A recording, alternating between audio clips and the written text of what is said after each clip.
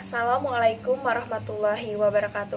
Perkenalkan, saya Makfiratur Rida, peserta Laksar CPNS tahun 2021 BKPSDM Kabupaten Hulu Sungai Selatan, Angkatan 2, Golongan 2, Kelompok 3. Dalam kesempatan kali ini, saya ingin mempresentasikan tugas agenda 2 saya, yaitu membuat learning journal tentang komitmen mutu. Berikut ini adalah video penjelasannya. Selamat menyaksikan. Pertama-tama kita akan membahas mengenai definisi. Efektivitas menunjukkan tingkat ketercapaian target yang telah direncanakan.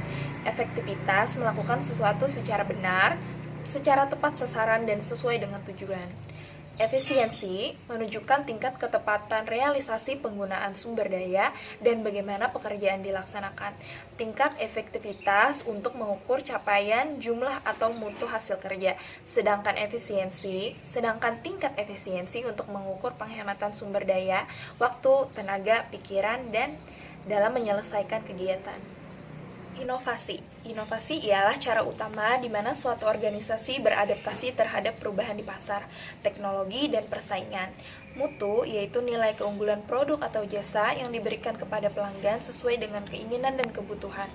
Total Quality Management yaitu perbaikan berkelanjutan yang melibatkan setiap orang dalam organisasi melalui usaha yang terintegrasi untuk meningkatkan kinerja.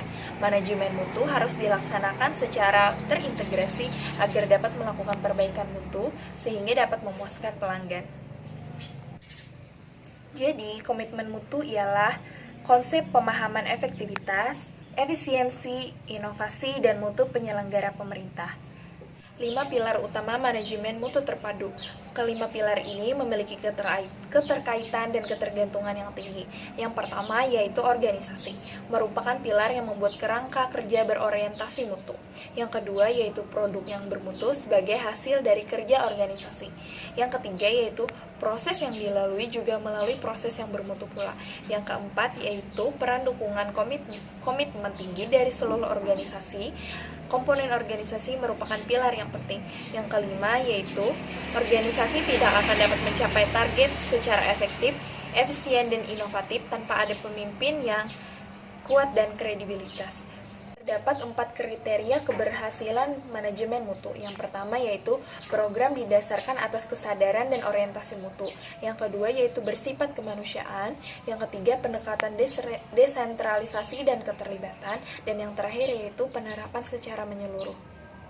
Terdapat berbagai metode perbaikan mutu, salah satunya yaitu PDCA. PDCA atau yang biasa disebut dengan Plan, Do, Check, and Act adalah plan. Plan merupakan rencana, yaitu identifikasi masalah, penyebab, solusi, proses kerja, dan sasaran. Yang kedua yaitu do atau melaksanakan. Rencana aksi yang sudah disusun harus dijelaskan secara konsisten. Yang ketiga yaitu check atau pemeriksaan, apakah rencana dilaksanakan sebagai semestinya dan apakah ada target yang tercapai atau adakah kendala. Dan yang terakhir yaitu act atau melakukan tindakan, berupa keputusan dan tindak lanjut dari cek tersebut. Terdapat 5 dimensi kualitas mutu pelayanan. Yang pertama yaitu tangible, ialah bukti langsung, bisa berupa kelengkapan dan fasilitas fisik.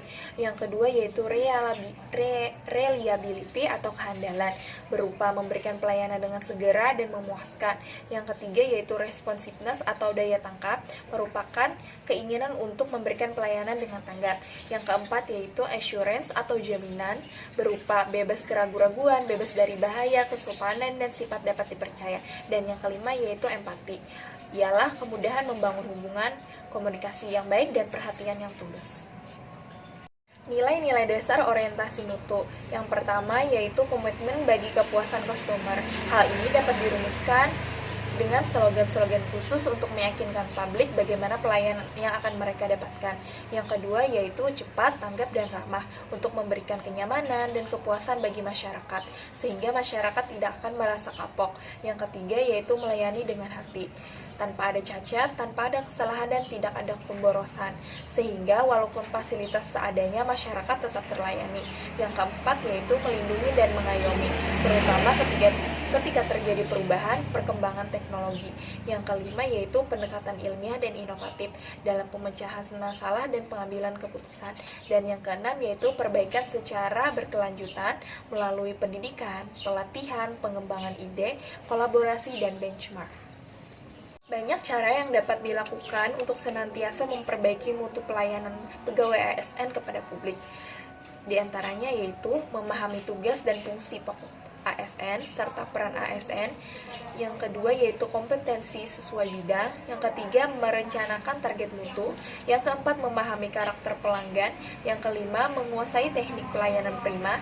Yang keenam melayani dengan sepenuh hati. Dan yang ketujuh menerima kritik dan saran dari pelanggan. Adapun komitmen mutu sesuai tupoksi di lingkungan kerja. Sebagai seorang perawat di ruang perawatan rumah sakit, berikut ini adalah tupoksi komitmen mutu saya di tempat kerja. Yang pertama, efektivitas, yaitu bekerja dengan disiplin, handal, sesuai SOP, memberikan pelayanan prima sesuai dengan harapan pasien, mampu bekerja sama dengan rekan sejawat dalam memberikan pelayanan kepada pasien ataupun keluarga. Yang kedua yaitu efisiensi. Contohnya penggunaan bahan habis pakai yang digunakan sesuai dengan kebutuhan. Contohnya seperti kasa, plester, alkohol. Contoh lainnya yaitu membantu pasien rawat inap yang ingin melakukan OSG. Jadi kita membantu mendaftarkan pasien tersebut dulu. Jika mendekati nomor antrian, kita akan ditelepon. Jadi perawat bisa melakukan pekerjaan yang lain terlebih dahulu sehingga dengan begitu efisiensi waktu dan tenaga dapat dilakukan. Yang ketiga yaitu inovasi. Contohnya memanfaatkan teknologi dengan memberikan pendidikan kesehatan melalui media sosial, bisa berupa postingan atau story di IG ataupun WA. Yang keempat yaitu mutu dengan memberikan pelayanan sepenuh hati, melakukan komunikasi yang efektif kepada pasien ataupun keluarga, sehingga pasien ataupun keluarga puas terhadap pelayanan yang telah kita berikan. Itu tadi presentasi saya tentang komitmen mutu. Apabila terdapat kesalahan dalam pengucapan kata, mohon dimaafkan. Akhir kata dari saya, salam sehat, salam sukses bahagia, semakin sukses bahagia selamanya.